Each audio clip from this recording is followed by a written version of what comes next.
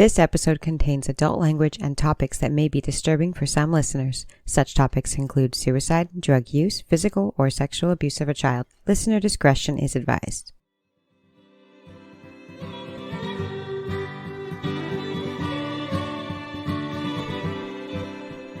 Hi, I'm Grant. And I'm Erica. And this is From Crime to Crime.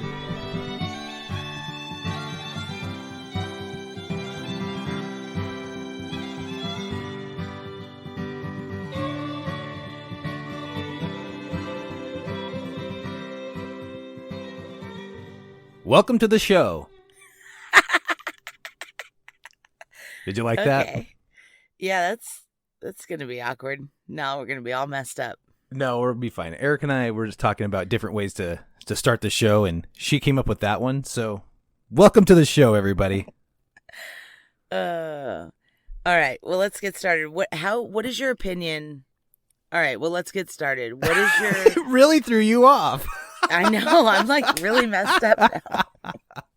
Oh, I love it. So, what's your opinion on cruises? You like them or don't like them? So I've never been on a cruise. I would really like to go on a cruise though, and especially to like Alaska and seeing the Northern Lights. So I'm into it. However, I am a little terrified of it too, because like, you know, middle of the ocean, just kind of floating out there on like that big city in the sea. But yeah, I'd be totally into it, but I think I'd be a little afraid of it too. Yeah. Well, they're also like super dangerous and there's no laws, you know. Well, you've been on several cruises. What's your opinion of cruises? Well, I haven't been on several, but I've been on one. Oh, I thought you'd been on a couple at least, but no, okay. I've just been on one, and it was a short one. It was a 4-day to Mexico, so it was not like weeks on the ocean. But like when you do that, do you still see land, or are you like totally gone? Like you don't even see. To be honest with you, the one cruise that I've been on was a bachelorette party, and there was like 15 of us or 17 of us or something, and there was a lot of drinking involved. I don't remember most of it, to be honest. Oh, okay. Yeah. So, but it was fun. Like, but also I don't think that we really knew how much danger we were in. Like, because the whole time. Yeah, because I mean, they are kind of dangerous too. Like we hear about things all the time that happen on cruises. Yeah, people go missing, sexual assaults, like all kinds of stuff. Yeah. People fall off. I mean, yeah. I guess we did know a little bit because we didn't get off at any of the port. We stayed on the ship the whole time. Could you have gotten off if you had wanted to? Yeah. Well, I couldn't because I didn't have a passport, but other people could have. Oh, wow. Yeah, I don't have a passport. I'm not terribly surprised by that, but... Yeah. So, wow, yeah, I didn't think about that. So, yeah, you can't get off if you don't have a passport, so you just stayed on. But did anybody in your party get off? No, I don't think so. Okay. Typically, getting off, I think, is where the sketchy stuff starts to happen, but... In this case, the sketchy stuff started to happen on the ship. Yeah, so we're going to talk about Amy Lynn Bradley. She was from Virginia, and she grew up with her mom, Iva, and her dad, Ron, and her younger brother, Brad. You're not going to make a joke about Brad Bradley? Oh, my God. You didn't realize it? I never put it together. I don't know why I didn't put it together, but I just never tied Bradley to Amy Lynn Bradley. So his name is Bradley, we're assuming here? I don't think his name is Bradley. I think it's Brad Bradley. Brad Bradley? Yeah, I kind of like it. Do you? Yeah, I do kind of. Oh, my gosh. I went to a party not too long ago, and the host's name was Tom Thompson. And I just couldn't let it go. I was like, so this guy's name is Thomas Thompson? Like, he's Thomas and Thomas's son? Like, it's just, there's no creativity there at all. Like, you didn't even try. Yeah, I'd have called him Tom Square the whole time. Whole time. Wouldn't have been able to help it. Oh, my gosh. So we got Brad squared on this one. That's, dang. I like it. Well, Brad, doesn't that sound like he should be like a part of a country club? Like, hi, I'm Brad Bradley. Yeah. And I'm running for U.S. Senate. Sounds like a professional golfer to me. Ooh, I could see that too. Yeah. Yeah. So anyway, that's actually not that unlikely because Amy and Brad both were super athletic in high school. They lettered in like a bunch of sports and they did really well in school. Sounds like Brad Bradley would be really good at lacrosse. Yeah, maybe. He's really good at everything. So was Amy. She got quite a few different scholarship offers, like for different sports to different colleges, but she chose a basketball scholarship to a university that was closest to where her family lived in Virginia. That's pretty cool. Because they were really, really close. I would have loved a basketball scholarship. I didn't play basketball in high school, but I would have loved to have a basketball scholarship. Yeah. But her and her family were really close. Her brother was only 2 years younger, and they were super good friends. Like, they weren't like the brother and sister who just fight all the time and can't stand each other like we are with our siblings. Just kidding. It's usually out of love, though. Yeah. So in March of 1998, Clint Black's Nothing But the Taillights was number 1. Oh, I love Clint Black. I thought you'd like that.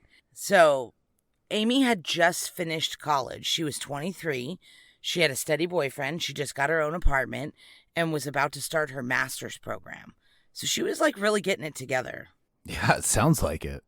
Yeah, she was starting like a lot of new things. This is when her dad's company decided to send him and his family on a week-long cruise through the Caribbean. And the Bradleys were excited to spend one almost last family vacation with their kids because Amy was 23 and Brad was 21. Yeah, they're growing up. They're about to, embark on their own adventures. Yep. They're about to run off and start their own lives. So Amy was not as excited as her family was. Just like you, she was kind of like, the open ocean, not so good. Not that interested in it. Yeah, fair. And her family was like, it's fine, you're a good swimmer. They everything I've seen was like, that's interesting that she was afraid of it because she was a lifeguard. It's like, I don't think the ocean, being scared of the ocean has anything to do with not being able to swim. Yeah, exactly. I'm not worried that I'm not going to, float if we go down. Yeah. I'm worried about everything what happens else. after that. Yeah, exactly. I'm like, you could be the strongest swimmer in the world, but if you're 300 miles from a shoreline. Yeah, exactly. You're not making that swim. Yeah, it's going to be a problem. So, anyway, her brother and her dad and her mom finally talk her into it, and she finally agrees, yeah, this could be fun. So the family flies to Puerto Rico on March 21st, and they set sail on their cruise. It was a Royal Caribbean cruise, and the ship was called Rhapsody of the Sea. Oh, that's a nice name. It's a really nice name. Rhapsody of the Sea. Yeah, I do like that. It's quite the mouthful. You think they play a lot of Queen on there? You have to. I think Yeah, absolutely you have to. As you walk on and as you disembark, you have to. Yep. Is disembark the right word for that? I don't know, but I let you fly with it because I don't know. Well, if it's not, tell me in the comments at From Crime to Crime on Instagram and TikTok and Twitter. So the Bradleys get on the ship and they have a fantastic first couple days.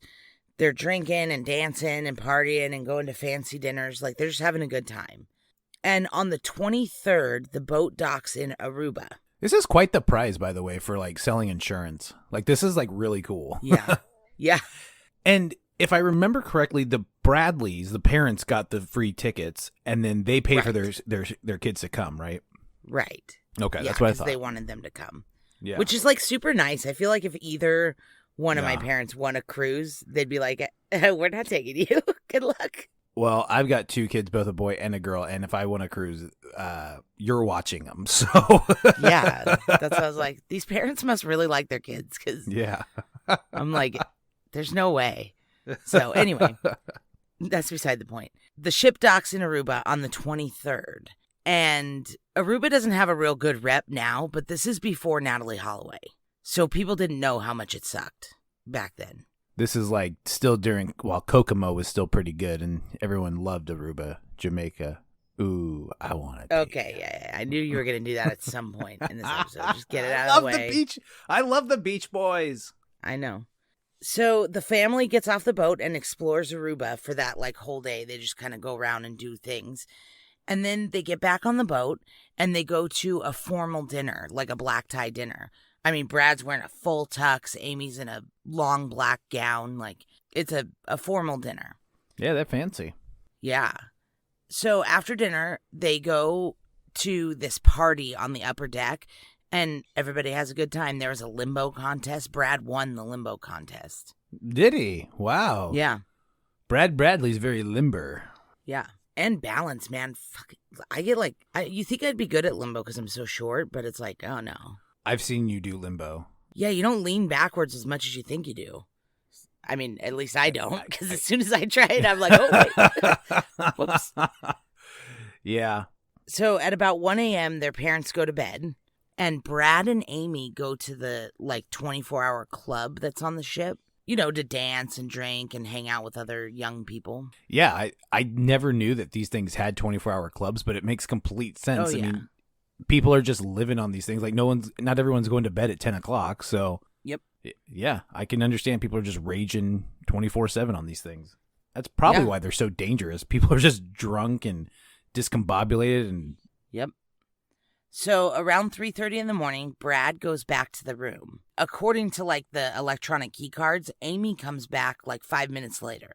And her and Brad go out onto the balcony of their room. And it's a private balcony. You can't access it from it's just for their stateroom. And they go outside to have a cigarette and talk for a little bit because they just got done partying.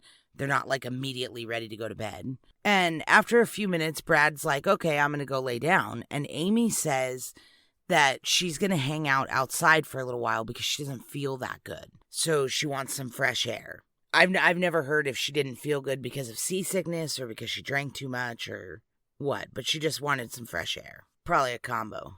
Do you get seasick on these things? Can you feel the waves? Yeah. You can if the waters are rough, if there's a storm or anything. I feel not generally, if everything's calm in the way it's supposed to be, but you can feel it. I don't like that. Yeah, some people are more sensitive than other people, though. Some people are sick the whole time. I do get seasick, so that's... Oh, well, then cruises are probably not for you, bud. Well, if I take some Dramamine, I should be okay. No, then you'll just be drunk and discombobulated the whole time. That could be true. I'm trying to talk you out of going on a cruise because I think it's very dangerous. I know, but I really want to take an Alaskan Northern cruise or Northern Lights cruise. Just give up on that dream.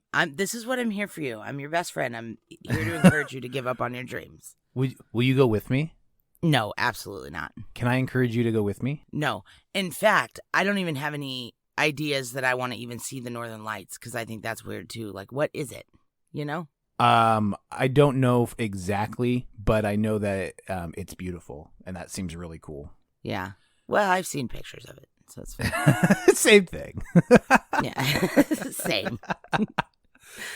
The last photo in the line of photos we put up on Instagram should be the Northern Lights. Yeah.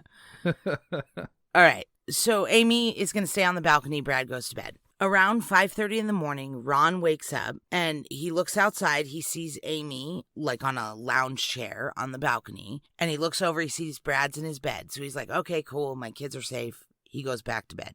He falls asleep for another half an hour or so. And it's 6 a.m. At this point, the boat is docking in Curacao. And Ron wakes up and doesn't see Amy on the balcony. So he assumes that she went up to the upper deck to get coffee or take pictures of the island or something because she was really into photography.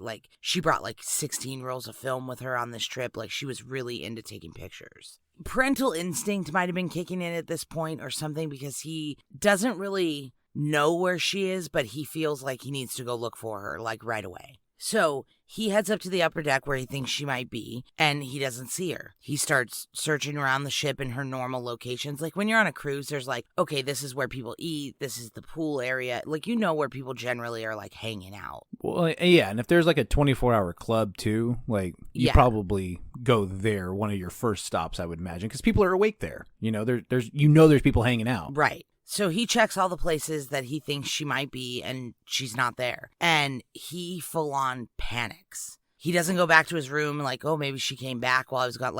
Obviously some sort of instinct kicked in because he went into panic mode. He asked the boat security to page her or make an announcement, and they won't because they're hey, man, relax. You saw her 20 minutes ago. And he's yeah, I know, but I can't find her. I need you to page her. And they were just kind of don't worry about it. She'll show up. So he goes back to their room, and he wakes up Iva and Brad, and they all start searching the ship. He's you two need to get up. we got to find Amy. Well, and I mean, like, the cruise isn't wrong, you know. Like, I would assume kind of the same thing. Like, dude, she's probably just doing something else. But also, you're a parent with an instinct. Like, that's such a hard back and forth. Yeah. So after a while more of searching the ship, they beg the captain to do like a formal search and to make an announcement before they let anybody off the ship. Because by this point, the boat is docked in Curacao and they're getting ready to open the gangplanks. But the captain says, no, we're not doing that. I'm not alarming my passengers on their vacation. Oh, yeah. But he does say that he will search the ship. It makes perfect sense why the captain's like, we're not doing that. Yeah. At this point, you know, like maybe down. At this point, yes. Right. So the cruise liner's being searched. While it's being searched by the captain's security team, thousands of passengers get off in Curacao. Like just mass exodus from the ship. Everybody's off. And no sign of Amy is found anywhere on the ship. So at the end of the day, the family has to make like a really hard choice. They either get back on the boat and go with the boat, or they stay in Curacao to look for her in Curacao. That's crazy. Those are crazy decisions to have to make. Yeah. And my first instinct is like split up. Somebody stay in Curacao, somebody go with the boat. But then it's like, oh, man. Yeah, you're not going to, once you've lost one kid, you're not splitting up from the other kids. Yeah. Like there's no way. Totally. Yeah, you can't. My first instinct, I was like, divide and conquer. But then I was like, oh, no, that's not safe. Don't do that. But they decide that since the captain told them that every nook and cranny of the boat had been searched, that they would stay off in Curacao because they're like, she was obviously taken off the ship because she's not on the ship. Sure. So they let the boat leave and they're not on it. And they try to contact the U.S. Embassy, which is closed. And so they try to contact the FBI back in the United States, and agents make it to the island the next day. But I mean, it would take till the next day. So they search all night long on this island that they've never been to, don't know anything about, you know, like that had to have been the scariest thing I've ever heard. I'm sure it was terrifying. Like I'm already kind of sketched out just like listening to it. Yeah. This is around the time that the FBI, when they start to get involved and they're making their way to the island, they find out that the captain did not do a thorough search of the ship. He only had his men search the common areas. And the Bradleys are like, what? Like, we already searched the common area. If she was in a common area, somebody would have seen her. Like, they thought the captain had done a thorough search of the ship, and he hadn't. But he told them he had. Yeah. What's your opinion on that? Because, like, again, I can kind of see the captain's thought on it. Like, look, it hasn't been that long. She's 23, you know, she can do her own thing, you know, but like, also we have a frantic family and we have no idea where she is. Like, I don't know. Hindsight's 2020. Sure, of course. Because it's like now it's easy for me to be like, well, if I was the captain, I would have at least searched the crew members' staterooms. Yeah. But I think that because of what happens in this case. So it's exactly. Like, at the time, I don't know what the right answer would have been, but I don't think lying to the family was ever the right answer. Like, he should have told them the search they did. That way they could have made a better choice whether to stay on or get off. You know what I mean? Yeah, no, I 100% agree. And I wouldn't have been surprised if they did a thorough search of the ship except the crew members' quarters. Yeah.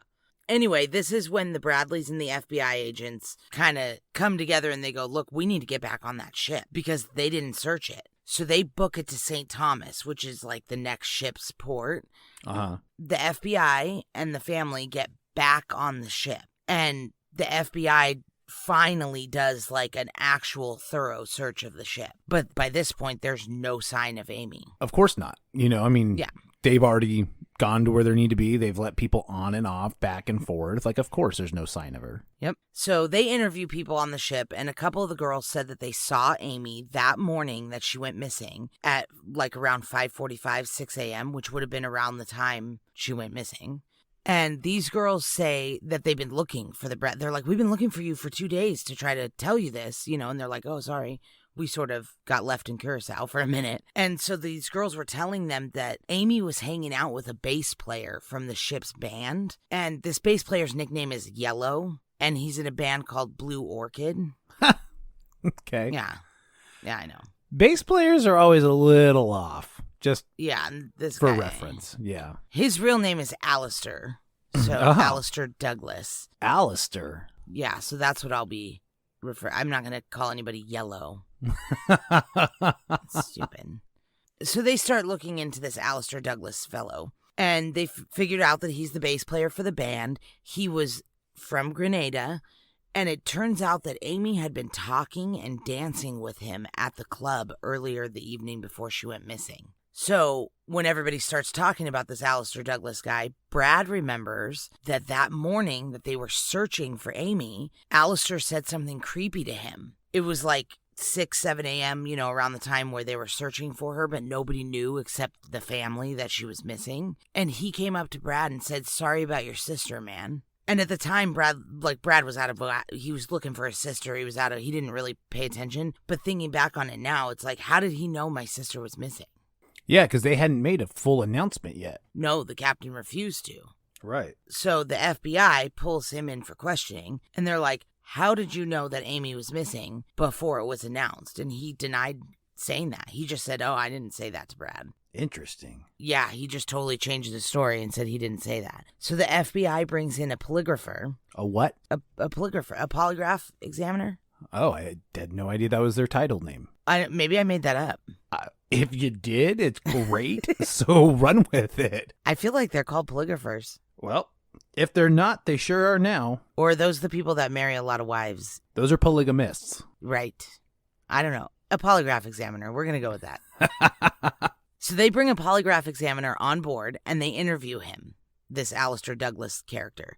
And no idea if he passed or failed. They don't really say that. But he taunted the family when he came out of the interview room. He smiled at the family and gave them like a thumbs up, like, "Hey, I'm all good. We weren't worried about you, dude." Well, and it's just like, wow, the nerve, like, yeah, oh yeah. Like, these people are in turmoil. Yeah, they're frantic, and you're like giving them a thumbs up. The interview I saw, Ivor Bradley said that they practically had to hold Ron back. I'm like, yeah, no kidding. Fair enough. So after they start looking into this kind of timeline of what went on the night before she went missing, Ivor remembered that after dinner the night before, they tried to buy some of the pictures of the family from the ship's photographer, but every photo of Amy was missing. That is so bizarre. Like, is somebody buying these photos, which I think makes the most sense? No, the photographer said no. The photographer said no?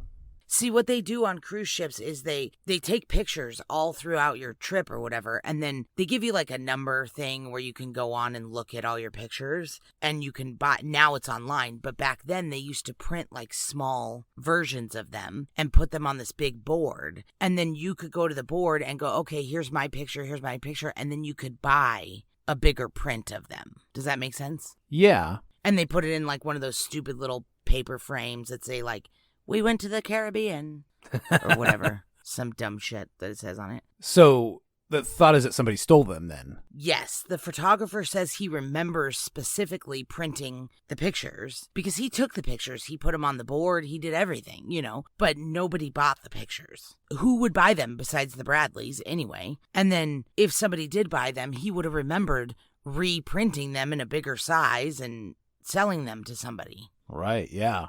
And he doesn't. He's like, I don't know what happened to him. Well, and what makes this even more interesting is this is obviously the last or the most recent photos of Amy. So, correct. If they were going to show them off, like, they'd probably use those because, like we said, like, they're the most recent ones. But now there's nothing to go off of. And it was hours before she went missing. So it's not like the FBI ran up to this board and took all the pictures of Amy to pass around the ship or anything. Like, this was the day before she went missing that her pictures all are gone. Right. So, like, this is calculated. I mean, they're planning to take this person. Yeah. So the Bradleys also remember a waiter at dinner one of the first nights that they were on the ship asking Amy if she wanted to go out with him when they got to Aruba. Like, asking her to go out to a club with him. I would think that'd be a little, like, against the rules, right? I mean, like... Right? That's what I was like, how is that not allowed? Are there just no, I mean, I know that like in the ocean, there's like international laws and stuff like that, but like there are no like courtesy law. No, not courtesy, but policies like for the ship. You would think so. There you go. Exactly. Aren't there any like policies in place on like crew members dating passengers or something like that? Yeah, it's like passengers don't go on a cruise to get hit on by creepy waiters the whole time. Like, I'd be pissed. Yeah. Well, I'd be especially too. pissed. Well, especially too because Amy like makes mention that he's kind of a weirdo and like she doesn't want to hang out with him, you know? Yeah. And he wanted to take her to a bar called Carlos and Charlie's in Aruba. That was the last bar that Natalie Holloway was seen at. Oh, whoa. Now, see that, but this is 1998. Natalie Holloway didn't go missing until 2005. Right. So at the time, it didn't have that reputation. But okay. like, so right, no red flag right now, but that's kind of weird, right? Same bar. we're starting to. Well, yeah, we're now that we're in the future, we're able to kind of piece some of those things together and think that this is probably where people are like passing women off. Yeah, that's exactly my first connection was like, oh, that's where they meet. Yeah, 100%. Yeah, This is where it happens. It's the exchange. yeah. So Amy doesn't go with him, obviously, because she's like, no, I'm not dating. First of all, she has a boyfriend. Second of all, she's like, I'm not going to go on a date with a guy from a cruise ship. Like, I'm not, okay. But all of these things are coming together, and it's starting to look like an orchestrated kidnapping. But the FBI doesn't have jurisdiction or the evidence to arrest anybody. And the ship's crew was still being like, well, maybe she got off at port or maybe she jumped overboard. They were like, not only not helpful, they kind of hindered the investigation a bunch. Because they don't want a bad reputation, which they have. Right, of course. You know, they don't want to make it worse by another person going missing or another person getting sexually assaulted. So eventually, a week later, the ship docked back in Puerto Rico where it started. And everybody got off, and the Bradleys had to go home without Amy. What a nightmare. Like, this is a family's worst fear. This is anyone's worst fear that, like, you're leaving for a vacation and you're coming back one short. Like, yeah, that's not how it works. You know what I mean? Like, I mean, you have to go home and, like, plan and prepare and stuff. You can't just, like, stay there. But it's like, how do you go home without your daughter? Like, oh, my gosh. I can't even imagine. Like, torture. I guess we just pack up and leave now. Like, yeah, she's not on that cruise ship. Like, how do you turn your back? Because that's essentially what you'd be doing. Yeah. Oh, man. Yeah, it's devastating. But they immediately set up shop when they get home. They set up a website. Their home turns into like a command center. Yeah. And they get local news coverage and then national news coverage. They set up a $200,000 reward fund for Amy. And then a few weeks later, Brad and Ron go back to Curacao to pass out flyers, tell everybody about the reward, and look for Amy. Because they're thinking, like, if she was kidnapped, maybe this $200,000 is enough for somebody to be like, here's your daughter, let me have the money. Yeah. Because they're pretty convinced at this point that she was kidnapped. Me too. Yeah, I know, me too. I mean, what else? I don't think there is anything else. Unless she fell overboard, but I feel like that's not really a viable option.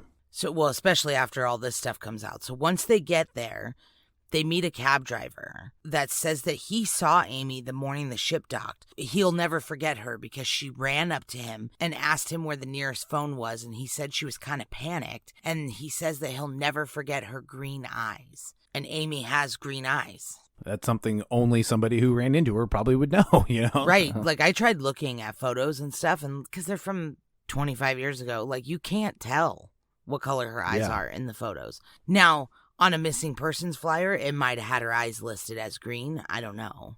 You know, like in the flyers they were handing out. It might have said it on there, but I'm not sure. Yeah. But either way, the Bradleys feel like they're on the right track because this guy says he saw her, you know, and they're like, okay, she was here. So they keep searching. The local authorities actually help them, like, as much as they can. That's great. They don't get any leads for the next, like, 4 days. But they still check everywhere, like seedy areas, boats, huts, houses. Do we know, did they have somebody like taking them around to check these places out? Yeah. Oh, okay. The local police. Yeah. Okay. Yeah, they were helpful as far as I could tell from at least on the surface. Obviously, they didn't find her, so they weren't that helpful. Curacao is an interesting place because it's a protectorate or something of the Netherlands. So there's a lot of different languages that are spoken on Curacao. Yeah, which is another big hurdle. Right, but that's why I asked if they had someone to go with them, because not everybody speaks English. Yeah, they did. The local police helped them, and they searched everywhere. And 4 days into this search, Brad hears Amy scream his name. What? Yeah. So they flip a U-turn and they chase down the van that had passed them when he heard Amy yell his name. And he says he knows it was Amy. Like, he's like, you know the way your sister calls your name. He's like, she's been calling my name my whole life. Like, Right. I know the way she calls my name. So they chase down this van through the streets of Curacao. And when they finally catch up to it, it's just a guy alone in his van. What? Yeah. What? Yeah, so Brad thinks that they either chased the wrong car down or he heard what he wanted to hear and he didn't actually hear Amy. Is there also like a scenario of like maybe she wasn't in the van but like behind it? Yeah, that's what he thinks. Like they chased the wrong thing. Like where he thought he heard her scream from was that van, but maybe it was somewhere else. So, in an interview that I saw with him, that's what he was saying. He's like, we either chased down the wrong van, or I didn't hear what I thought I heard. I heard what I wanted to hear. Oh, that's so tough. That's so tough. It is tough.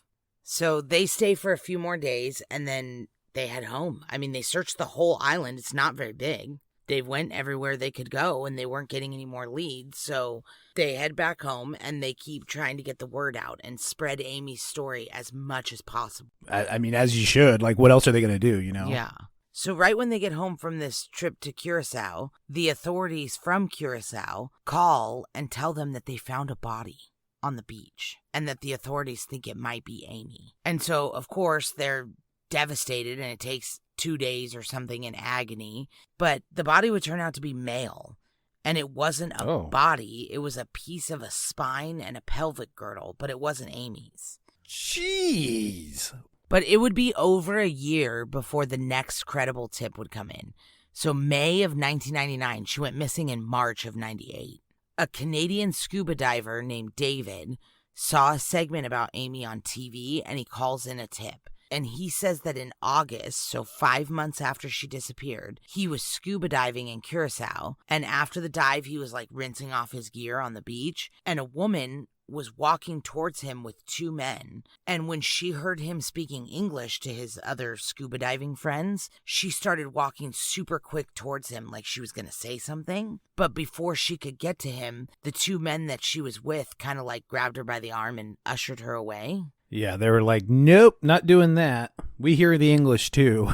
Yeah, exactly. We don't speak that as well as you do, so Yep. we're gone. And so they ushered her into a cafe, like around the corner. And this guy, David, decided to follow them because he's like, that was strange. Like, I didn't like the way that feels. So he followed them to this cafe and was kind of watching her from across the room. And he says that it seemed like to him that she was trying to talk to him without talking to him. Like she was looking at him and like when she could. And she was trying to like show him her tattoos. Like pull her shirt back or pull her dress up or whatever and show him her tattoos. What kind of tattoos did she have again? She has a Tasmanian devil with a basketball spinning on his finger on her shoulder and a Chinese symbol on her right ankle and a gecko around her belly button. A gecko around her belly button. I know. Okay. That one made me laugh too. I was like, that's not such a great choice, Amy, but it was 1998. 90s were a wild time. Yeah, what are you going to do? Lawless land. Yeah.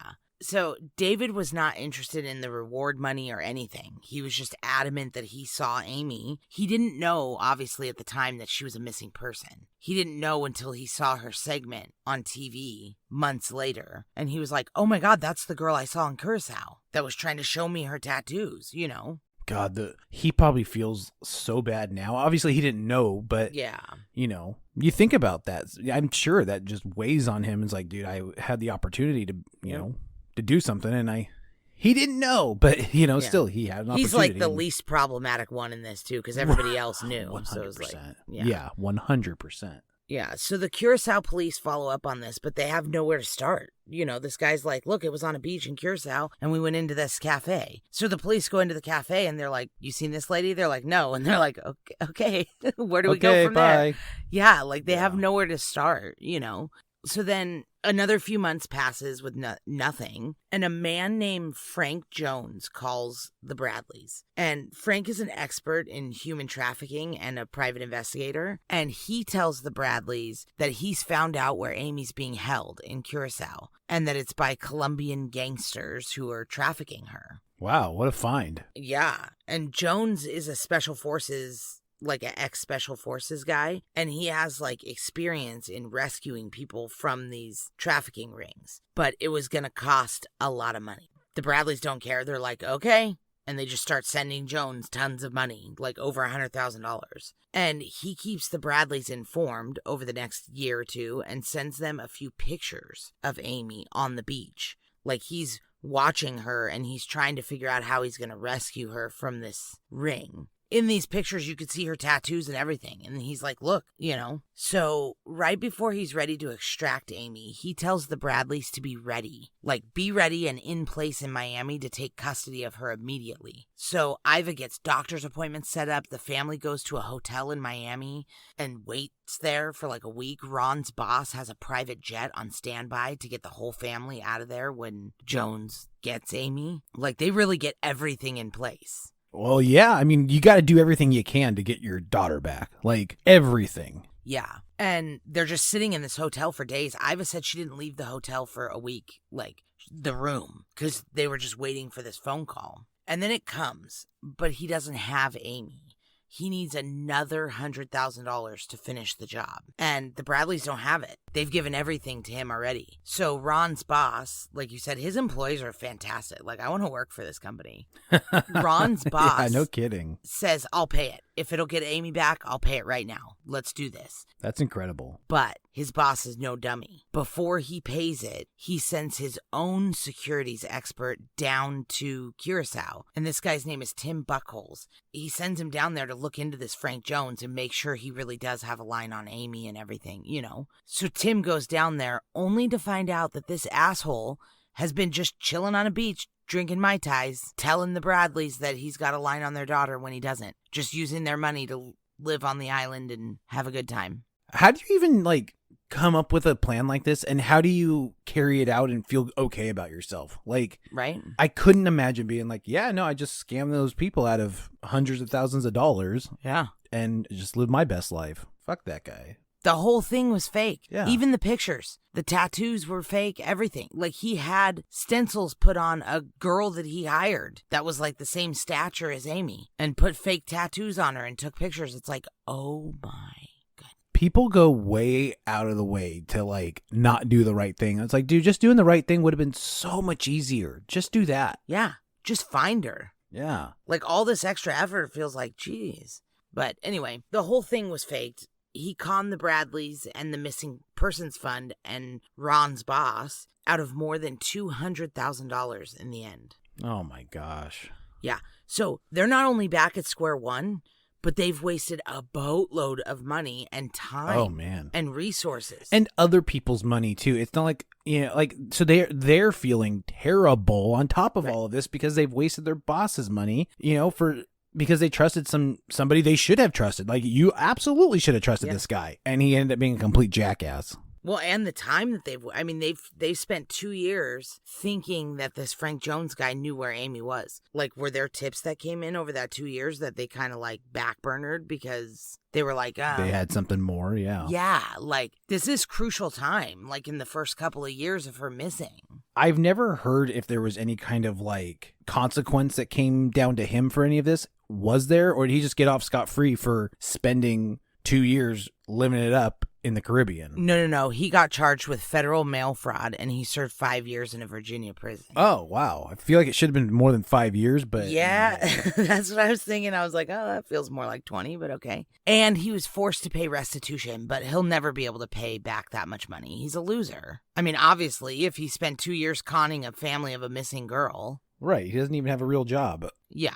obviously it turns out he was never in the special forces and he was not really a private like he was just a con man all around. So they're never going to get any of that money back. But like I said, the worst part is the time. Of course. They lost over 2 years with this buffoon. Oh my gosh, their poor hearts. Like they just must be at their ankles at this point. Yeah, well, and like you said, how do you trust anybody after that? Like, you have to trust people in situations like this. You know, you need help. Oh, totally. And like way above your pay grade. Yeah, and now they're going to have a hard time trusting people. Oh my gosh. It just sucks. After this Frank debacle, another tip comes in. This one is from a Navy officer that made a stop in Curacao and decided to break the rules a little bit when he got off his Navy ship. And he headed to a local brothel, which is not allowed. It's not? Like no. In a different country, you're not allowed to like jump off and like, really? Huh? I figured you're it allowed probably to wasn't jump a big off deal. and explore. Like, that's Right. part of the... Yeah, of course you're allowed to get off, but there's very strict rules about foreign conduct because they got a bad rep years and years ago when all they were doing was going to brothels, and... Yeah, I guess. Now it's like super against the rules because they represent our country and it looks bad. Sure. So yeah, it is super against the rules now. But he said a white woman who matched Amy's description came up to him in this brothel and said, "My name is Amy Bradley and I need your help." And he said, "What do you mean? Like, what do you need my help with?" And she said, "I can't get out of here." And then she was pulled away. Oh my God. Yeah. So this should be where the FBI storms the brothel and breaks up a sex trafficking ring and rescues a bunch of women and arrests the bad guys. I would love that. I would love that kind of ending. Yeah, of course. But this Navy officer was scared to report it because he wasn't supposed to be in that brothel. Oh, man. So instead of calling in an anonymous tip, you know, or risking a court-martial or some sort of reprimand, he just does nothing. Is a court-martial just going to like court in the Navy? That's just all it is? I don't know what it means. But either way, this guy does nothing because he's scared of it. So he just goes back to his ship and never says anything until he retires from the Navy. And then 2 years later, he calls it in. Like, thanks, Jack. That doesn't help. Well, like, what was it eating at him or what? Like, was it just on his mind for 2 years? Like, what was it that finally made him confess or cave or whatever? I don't know. Probably the reward money. I feel like that's what a lot of these people, like, they think they're going to get paid for whether their information is real or not. Like, I don't necessarily know that this guy's is real or fake or whatever, but I mean, he's an asshole either way. Sure. If it's real, it's worse. If it's fake, he's just trying to con a family like Frank Jones did. But if it's real, then a woman asked him for help in a really desperate situation and he didn't help. Yeah, he just held on for 2 years and went, oop, I don't want to get in trouble. So by the time the authorities go to search this brothel, it had burned down. The Bradleys said in an interview that was common. Like, a lot of places that they would go to track down tips and leads and stuff, they'd get there and it'd be burned down. So I wonder how many people were being trafficked through this thing for them to burn something down. If it was just one, if it was just Amy Bradley, they're not burning it down. But it must have been just covered with evidence and people and so much that they shouldn't have been doing. Well, I think the implication, too, is there's a lot of rival gang stuff going on. Oh. So, like, they're burning each other's buildings down and stuff. Does that make sense? Oh, yeah. I hadn't thought of that. But yeah, I guess that does make sense. Yeah. More than, like, covering up evidence, it's more like it's just kind of a shit show, you know? And I'm sure their building and fire codes are super, like, up to date in these illegal brothels. Yeah. So even just normal accidental fires, I'm sure, are more likely because I'm sure they don't have fire extinguishers or anything, you know? Totally. Yeah, so this is 3 years or more out from her disappearance now, and they have nothing except all these tiny little sightings from 3 years ago and jerks that are lying to them. And I mean, this sucks, but the Bradleys don't give up the fight for Amy. And over the next couple of years, no more real bogus tips come in, or at least none that they've really reported on. In fact, like, almost nothing comes. And then all of a sudden, an anonymous email is sent to the Bradleys. And it's pictures that someone found online advertising a sex worker named Jazz. And the resemblance is uncanny. Yeah, it is. It's her, you know, like, it's gotta be. I mean, the position of the woman in these photos, you can't see any of Amy's tattoos, so it's not certain, but they look like they could be pictures of Amy 7 years after she's been abducted. I mean, the woman has longer hair and she's wearing a lot of makeup, but it is striking. Yeah, of course she has longer hair too. I mean, because Amy had short hair on the boat. Yeah, really short. Yeah, of course they've like grown her hair out and made her, not look like what she did then. Right. And even more frightening when they do more research on these pictures, it turns out they're from an adult website in the Caribbean. Oh, no way. Yeah, and it's a white woman. Yeah. It's kind of interesting. So the Bradleys want to be sure before they go down another 2-year rabbit hole and waste a ton of money. So they hire a forensic detective to analyze these photos, and he compares them to different known photos of Amy, and he finds that almost every feature is a perfect match. Yeah. From the length and the shape of her eyebrows to her cheekbones, the bridge and the tip of her nose, even the ear and how many ear piercings she has, everything is Amy. It all matches. I completely agree. I mean, I'm looking at them right now and I mean, they're very similar. Yeah. If it's not her, it's her. I know. This detective says with 100% certainty it's Amy. He says he would bet his career on it that it's Amy. Wow. Yeah. So, and then now there's a lot of people, though, who don't think it is Amy. Really? Yeah. But the Bradleys do, and the FBI does, and the detective does, and, so it's okay. I mean, I'm looking at a side-by-side right now. I know. And the mouth is perfect. The nose is right on. The cheekbones. The eyebrows do look a little bit different, but I mean... She's also wearing a ton of makeup. Totally. Yeah, I'm thinking it's her. The eyes look so similar, too. Yep. So the FBI tries to track down this IP address that this came from, but they have no luck. And I've never heard that they've tracked down this Jazz either. That's the other thing, is if it isn't her, who is this lady? Wouldn't they be able to find this lady then? That's a fantastic point. If it's not her, it's probably somebody else in a ring, But even if it's not what I'm saying is, if it's not her, then find this Jazz lady and interview her and ask her, are you Amy Bradley? You know what I mean? Yeah. If it's not her, find who it is, but they've never been able to. So the pics don't really lead anywhere, but they do confirm to Iva and Ron that their daughter is still alive 7 years after she goes missing. Which I think is incredible. Yeah. I would have thought after, a couple years that they would have been done with this. Yep. Her captors, not her parents, her captors. Of course. Yeah. So her parents start a new media campaign with these pictures. They go on Dr. Phil. They release them on the internet, all kinds of stuff. And after all of this stuff, another lead comes in late 2005. A lady named Judy saw the pics on TV and remembers talking to this girl when she was on vacation in Barbados a few months before. She went into a restroom in a department store, and while she was in the stall, she heard men come in, and she got really scared because she's in a foreign country and she hears men come in the women's restroom. So she jumped up on the toilet seat, she put her feet up and everything and just hid in the stall. And she heard the men say to a woman that the deal was at 11 o'clock and she better cooperate. And this was his deal and she can't mess it up. And I guess he just kept saying this over and over and over. And then he finally left. And when she heard him leave, she opened the stall door and there was a woman at the sink. And she said the woman looked like she was about to cry. So she tried talking to her and she's like, hey, what's your name? And the girl said her name was Amy. And when the lady clapped back, oh, my daughter's name is Amy, she said the girl got horrified and started coming towards her, trying to shush her because she said her name really loud. And the lady says this is when the men opened the door and Judy got really scared. So she rushed past the 4 men and never saw the girl again. Oh, my God. But she thinks that girl was the girl in the photos, Jazz, and she thinks it was Amy because the girl told her name was Amy. This is so gut-wrenching because it's so close every time. But she's always also under high security too. Mm-hmm. But at least we know as of 2005, she's still alive. Yeah. But that was 17 years ago now. And that was the last real confirmed. I mean, none of these are confirmed because they haven't been able to find her. But that was the last kind of credible sighting. Wow. So no one's seen her or reported seeing her at least since then? No. And what's really sad too is there was 3 or 4 in that first 7-8 years.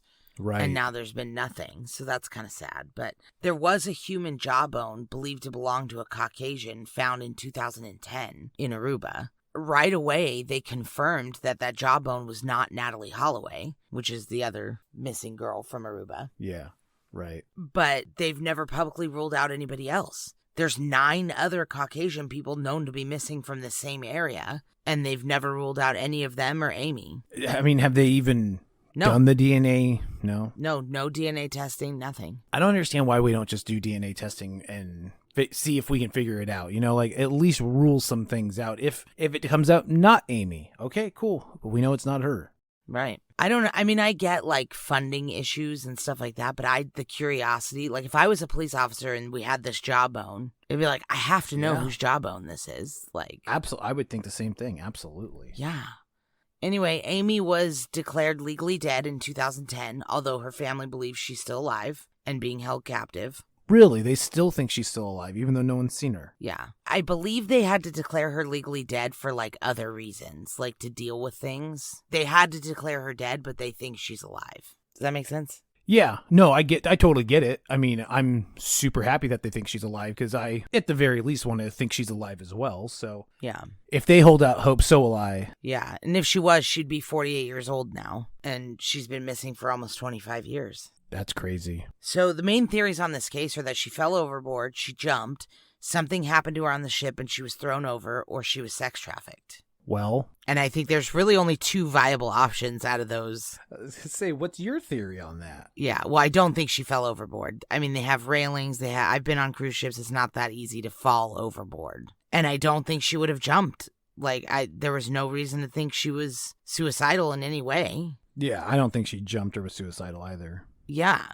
So either something happened to her on the ship and she was thrown over, or she was sex trafficked. Do you have an opinion that's stronger than the other? Yeah. Of course. All right. What is it? Okay, so I think that these ships are known sometimes for the crew members on these ships to be spotters for trafficking rings. Right. Like these cruise ships are not known to pay well or anything like that. So it's pretty common that these guys are paid to do other things while they're on the ship. Amy's missing photos, the fact the crew was overly interested in her, the sightings over the years. I mean, I think she was trafficked. I do. I think all signs really strongly point to that, with everything we know. And I know that's all alleged and nothing's confirmed, but it certainly leads one to highly suspect that that's probably the case. And it's so sad. And the thing too is she was super uncomfortable with going on this thing to begin with. So, and she had to be talked into it. And I mean, I'm sure her family feels so bad that they talked her into it, they were like, yeah, of course. Let's just go. It's going to have a good time. Because who would expect not to have a good time? And then to have it end up like this. I mean, this is a tragic story in every single way. There's nothing about this that's it's not so bad. It's all bad. It's all bad. And I don't know that if something did happen to her on the ship before Curacao, say something bad happened, I don't think that they could have prevented it from happening. But I think if the cruise ship would have handled it better, they might have been able to find her. So say something did happen to her and she was in somebody's room, whether it be a crew member or another passenger or whatever. If they would have searched, they could have at least found her body before somebody had a chance to throw it over. Because you can't throw a body over when you're in port. Somebody's going to see it. Definitely. They had to have waited until they left Curacao and were on their way to St. Thomas before they got rid of it, if that's what happened. Which is possible. I just still think it's more likely she was kidnapped. Yeah, I think so too. And I think that it would have been easy, because a lot of people are like, well, how did they get her off the ship? If she was alive and they sex trafficked her, how did they get her? I'm like, they have ways. They could have drugged her and put her in a trash cart. That's exactly right. The crew comes and goes freely. Yeah. No one's really looking at the crew because they're the crew. They know them. They're not scanning their IDs. They're not doing anything. I don't even know if it was on video. I mean, this is 1998, security cameras. There was cameras on this ship, but they didn't have a lot of them and they didn't catch everything, Right. So it's I doubt they have security cameras, but as soon as they dock in these ports, it's hours before the passengers are allowed off, but the crew is coming on and off, taking trash, food, they're taking all the waste off and taking all the supplies on. I don't know. I think it would have been easy for a crew member to get her off that ship. I mean, I think it would have been extremely easy. And to that point too, I think that this isn't just a one-man operation. I think there's a lot of people involved, and so I'm sure more than one person knew what was going on, and the right people in the right places to get her on, or I guess off. Yep. So if you guys want to see these pictures of Jazz and other pictures of Amy and her family from this cruise, and decide for yourself if you think that this Jazz woman is Amy or not, head over to our Instagram or our TikTok and we'll put those pictures up. And if you're ever going to the Caribbean and you see Amy Lynn Bradley, don't wait. Let the FBI know immediately. Yeah. Like, if you see something awkward, why would you wait 2 years to call it in? Like, just call it in. I don't know. It's a very strange thing. That's to me the only thing that makes me think that all these sightings are bullshit. You think so? I mean, it wouldn't surprise me if it came out later that they were all bullshit. That they're just people that wanted to be involved or reward money, or, you know what I mean? Yeah. Because it's like, why would you wait so long? I don't think you would. The only one that makes sense is the David guy. Because she didn't say anything to him about being in trouble. The scuba diver. Right. She didn't say anything to him about being in trouble, and he didn't know anything about Amy's case. He didn't know her name, nothing. So it wasn't until he saw her missing person segment on TV that he put it all together. And then he called. So that's the only one to me that I'm like, I understand how that chain of events worked. Yeah. But like all the other ones, like the Navy guy, what an asshole for one. Yeah. Yeah, and even the lady in the bathroom in Barbados, it's like, you had that encounter in a bathroom and you didn't tell anybody? Seriously, that's sketchy as hell. Like, and you didn't go home and search, like, Amy, Caribbean, like, anything would have came up if you did a simple Google search. First and foremost, no. Nobody else is looking at it like that. You were doing that, and the crime sleuths that listen to this, they're doing that, but the average person absolutely is not doing that. But the average person absolutely can tell somebody, like that. Yeah. That goes without saying, but no, nobody else is looking it up for sure. Interesting. I would never even have thought to do that. What I would think to do is to tell you and then see what your reaction would be, which is, I think we already have, but yeah. Well, anyway, like we said, go to our Instagram and our TikTok and check out pictures of Amy. And if you're hanging around in the Caribbean, make sure you keep an eye out.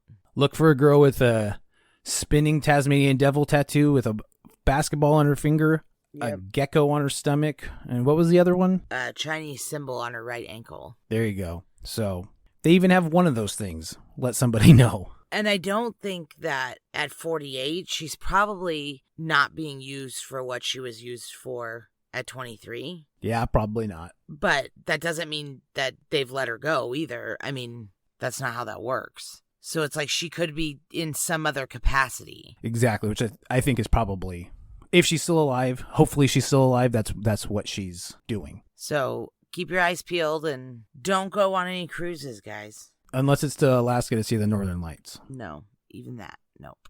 But seriously, if you do go on cruises, don't go anywhere alone. I mean, Amy was with her entire family on this cruise and something bad still happened to her. Yeah, especially never go anywhere alone. Yeah, ever. So even if you just think you're going to the casino or the dance club or whatever, just take a buddy. Friend system's the way to go. It's not the friend system, it's the buddy system. There we go. The buddy system's the way to go. Yep. All right, buddy. I think this is about it for this one. All right. Well, I love you. I will talk to you later. I love you too. All right. Bye. Bye.